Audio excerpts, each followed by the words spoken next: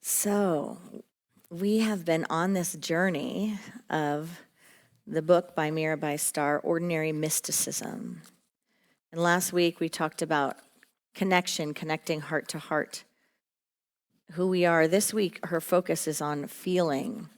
And you know how things have like trigger warnings these days? You know, like a film. You'll see it in a film now or a show, right? It'll say like, trigger warning. I guess we just put those on every Sunday service, but this one in particular might have one on there. Because this chapter is about our feelings. And it's not just about feelings as far as psychology or new thought basics. It's about feelings and mysticism.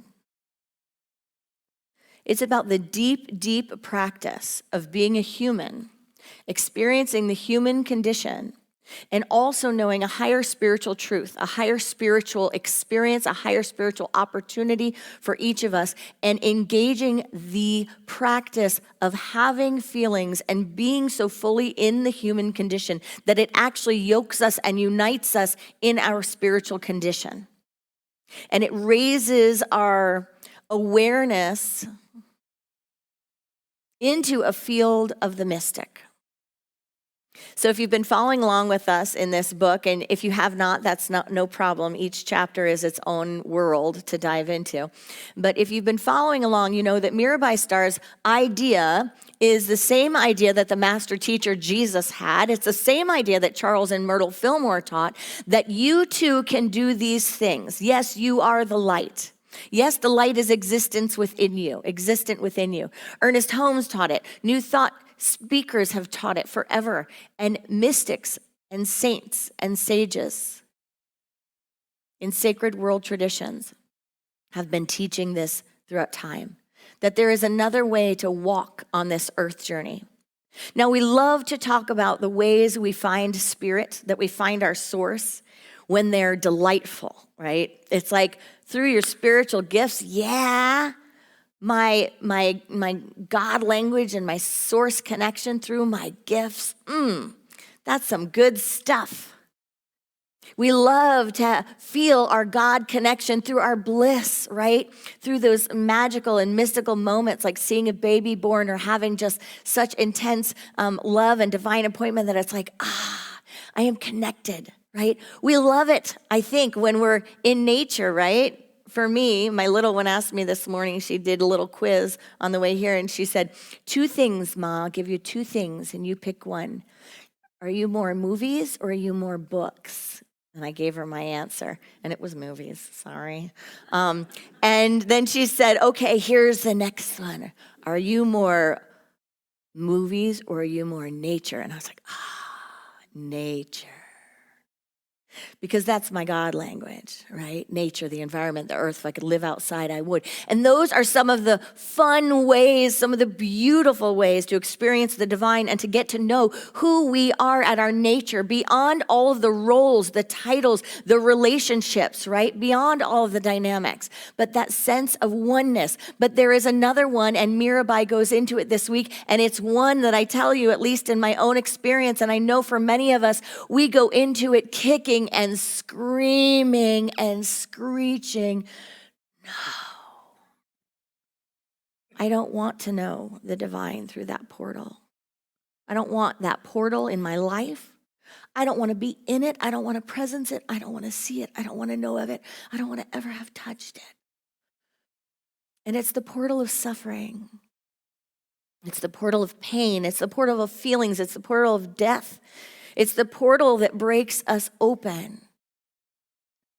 We know those sayings and those phrases about life, like when your heart is broken open, it expands, right? And that can be like a fun sticker, but when we experience loss and when we experience death, when we experience suffering, when we experience being ostracized or whatever it is, you fill in the blank, right? When we experience what cuts us open and makes us bleed, what can't be changed once it's done and we are so uncomfortable in it, right?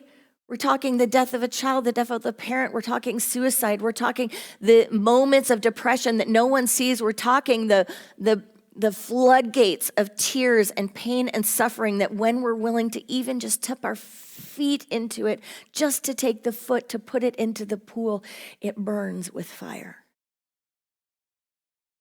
And that's the one that we don't always want to go into. But the path of the mystic shows us that this human condition, that those moments of suffering, that the suffering of the human condition, that when we take the spiritual practice and we take the opportunity, that is the flame that ignites the divine awareness within us of a oneness experience that cannot be taken from us. An experience of connectedness and an experience of being more than we think we are, of everything being more than we think it is. There is nothing like death to bring us to our knees or to our heights of going, what is it? What is beyond? What is out there? Can I reach it? Can I touch it? Can I speak to it? Are you there? And to take on adventures that we might otherwise not be willing to engage, to forge relationships that we may otherwise think are non-existent. Did you realize that half of your relationships, or some of them, you fill in the blank on how much, but so many of your relationships, we talk about our relationships and we talk about them like they're the ones that are here in physical form. Our lives are rich with relationships that are beyond the physical form, in ways that many of us don't even contemplate.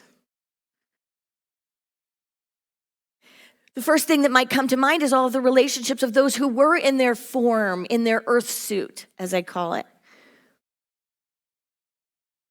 But do we make those relationships real to us on a day-to-day basis, on a life experience basis? That they're real, they're right here, right now. No less real just because there is a veil through which we can't see it with our eyes and we can't touch it with our hands. Are we open to the possibility that there are other relationships that we are having that are beyond the mind's ability to understand, the eye's ability to see, the body's ability to touch, but are not beyond the spirit's ability to feel?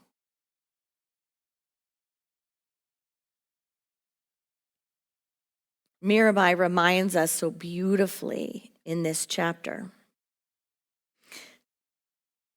that so many of the humans that we revere, that we lift up, that we respect, honor, adore for what they have given us on this walk, their poetry, their music, their practice. These people who we can collectively see and somehow we've collectively acknowledged through their writing or their expression in one way or another that they are mystics. That so many have got there through the crucible of suffering.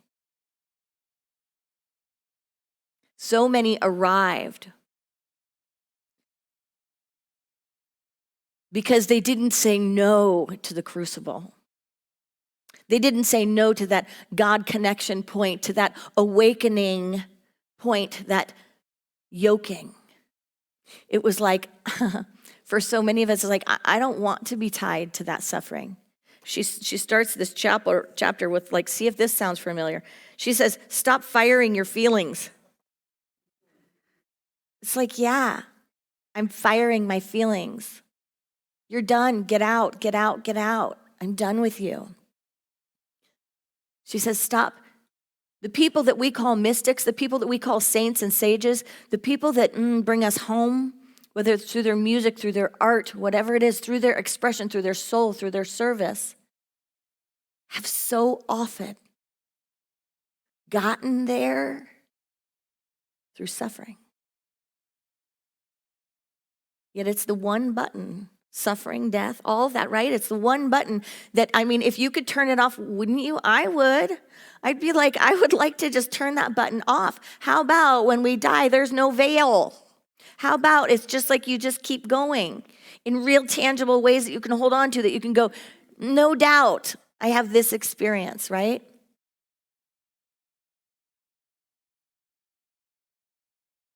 But the way of the mystic, as Mirabi is teaching it, is the way of awakening through also our suffering. It's included.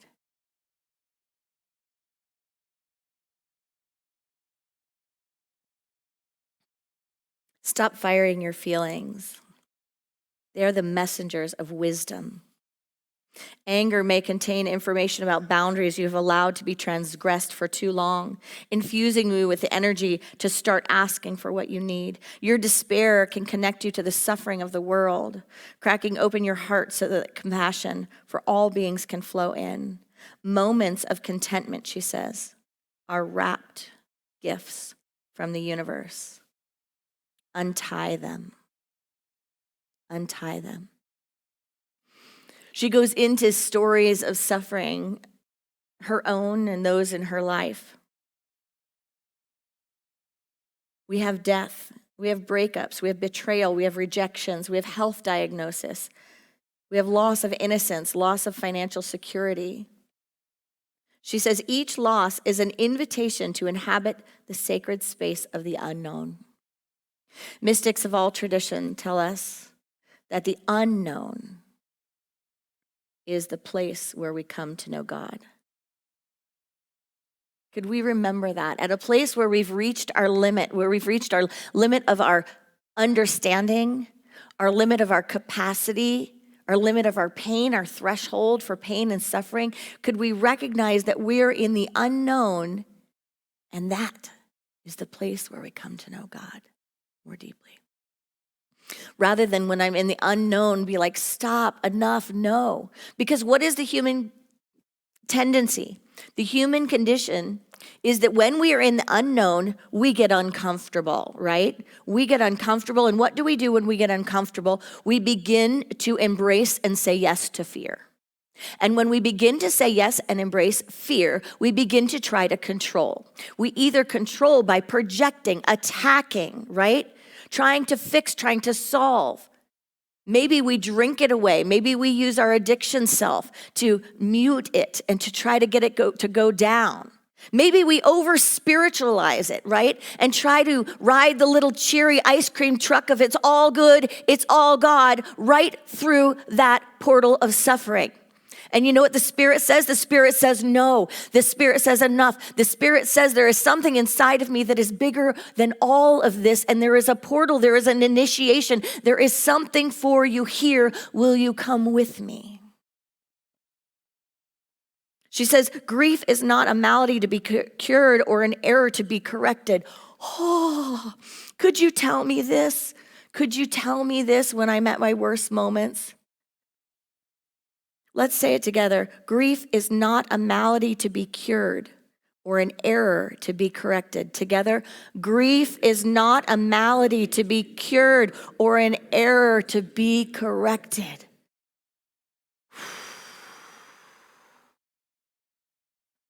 Can you say it in words that make sense to your heart that you will never forget? If you know anything about NLP, push a spot, grab a part on your thumb, push a spot on your body, and say it in a way that your heart hears it, that when you're at your lowest low, or when you're with someone and they're at their lowest low, that you'll hear it and you'll remember. Put it in your own words. Grief is not a malady to be cured or an error to be corrected.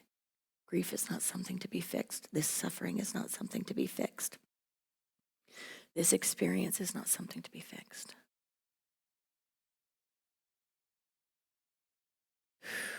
So if it's not something to be fixed, what do we do with it? She goes into her writings and brings into the idea of compassion, right? Compassion. Not the bumper sticker compassion, but compassion. Like, what is compassion for myself? What is compassion for someone else? Compassion sometimes doesn't feel like enough. It doesn't feel like enough. In the Jewish tradition, when they're experiencing the death of someone, you go into that experience and you go just to sit with someone. You either tell a story, you offer a prayer, or you sit in silence. Enough of all this other stuff where we in our human condition try to think of things to say, to fix it and to make it better. It doesn't make it better. It doesn't make it go away, right? Any of us who experienced great suffering and still experience it, right? There are people in this room, right, that are going through all sorts of pain and suffering. There are people who consider ending their lives. There are people who have such suffering on those around them that they don't know how to bear it. They want to fix it and they can't fix it. They can't fix it, and you have to be with that I can't fix it. There are people that have people that are gone, that every year that they're gone, they're presencing their life like, how do I keep them right here? How do I keep them alive right here? How do I bring their story? How do I still live with them and pierce through that veil?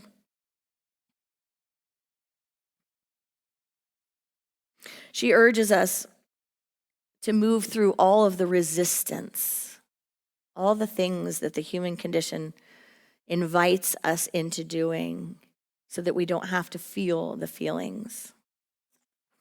And we can actually take it on as a spiritual practice. So if we remember anything, it's at those moments of suffering, those moments of trauma, those moments of death and discord. If we could remember, aha, here is the practice. Right here. Here is the practice. Right here. As if you have been struck by lightning and all of the sudden you could do mathematics through the roof. All of the sudden you're like a savant. All of a sudden you have the spiritual gift of music and it flows through you in these incredible ways, and you never had a voice before, but you were just struck by lightning and now you're your favorite singer. And that's your spiritual gift. It's like if in that moment we could go, there's something for me here too. This is an invitation to the practice. It may be the crucible. It may be uncomfortable, but it's in the invitation. It's the invitation. She says when we go through this practice, the veils of personality drop and the true essence is revealed. We are in a time right now, in my lifetime, and it may not be in everyone's lifetime, because I acknowledge that my elders have lived through things and experienced things that I have not. But in my lifetime, we're in a period of unprecedented trauma, unprecedented discord, where we're looking at the world outside of us going, I don't get it. What's going on? What is this? And sometimes I ask myself, like, what is anyone thinking to have this much fear rolling around? Because what you don't want is people in fear. When people are in fear and in divisiveness and in separation, it brings up our most carnal nature. It brings up the ugliest of ugly sides. It brings up, let me take care of me and mine. It brings up all of the limitations, right? But if we in this human condition also have a spiritual condition, and if we are here to follow the steps of the master teachers throughout time, and Jesus the Christ who said, there is a Christ consciousness within you, there is an awakening within you, that every one of us has it. It is here to be developed, to nourish, and to be awakened within us. There is no such time as this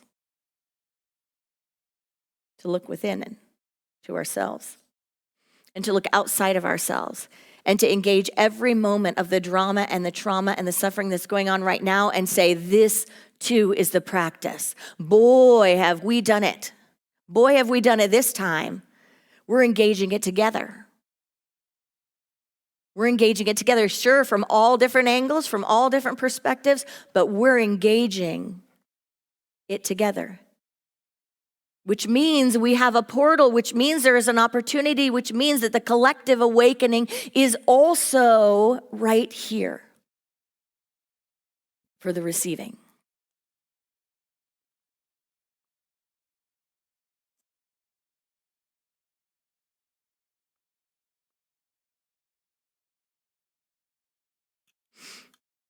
So can we sit with what happens for us? Can we invite it in, our experience? Can we see what it has for us? And can we remember that the mystics grew from here? They grew from this soil. They reached enlightenment from here. I gave you a piece of paper when you came in. If you would take that piece of paper and just put it on your lap. If you want to do it on your phone, you can do it on your phone. If you want to do it in the chat, you can do it in the chat. We all have our own, what she calls fierce portals. What have been your fierce portals of opening? Your deepest suffering, your deepest injury, your deepest hurts on this earth walk. Go ahead and just write them down. Just write them down on either side of the page. You don't have to do all the details. You can just write down keywords. What have been the things that have broken you open or are breaking you open right now?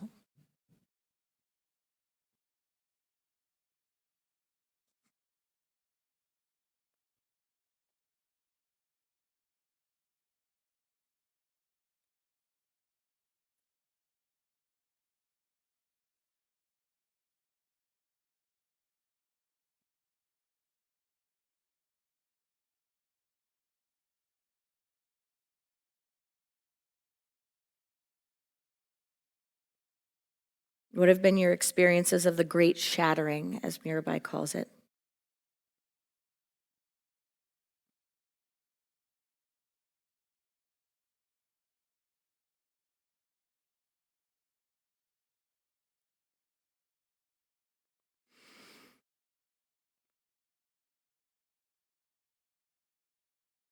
If you haven't gone there to these things, include anything about chronic pain, mental illness, addiction, suicide of a loved one, your own suicidal thoughts, she says. Being in or getting out of an abusive relationship, choosing to stay in one.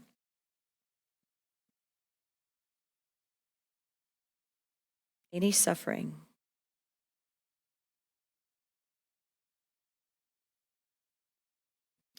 And on the back of that paper, or anywhere on it, or over every single word, write the word portal, Portal, portal.